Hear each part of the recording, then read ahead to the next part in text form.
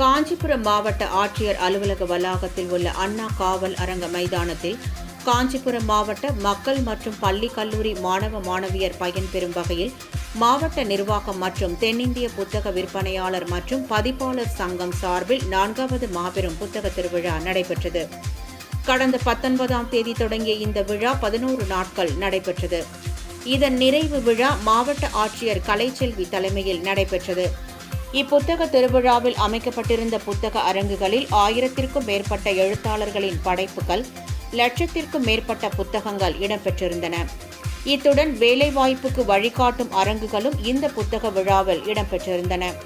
மேலும் மகளிர் சுய உதவிக் குழுக்களின் உற்பத்தி பொருட்கள், நரிக்காரர்கள் கைவினைப் பொருட்களும் காட்சிப்படுத்தப்பட்டிருந்தன.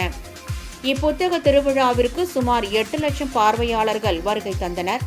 சுமார் 60 லட்சம் ரூபாய் மதிப்பிலான புத்தகங்கள் விற்பனையாகின.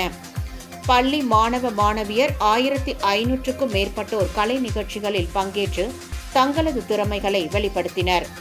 நிறைவு நாள் நிகழ்ச்சியில் இப்புத்தக திருவிழா வெற்றி பெற சிறப்பாக பணிபுரிந்த அனைத்து துறை அலுவலர்களுக்கும் மற்றும் தூய்மை பணியாளர்களுக்கும் பாராட்டு சான்றிதழ் மற்றும் நினைவு பரிசுகளை மாவட்ட ஆட்சியர் வழங்கினார்.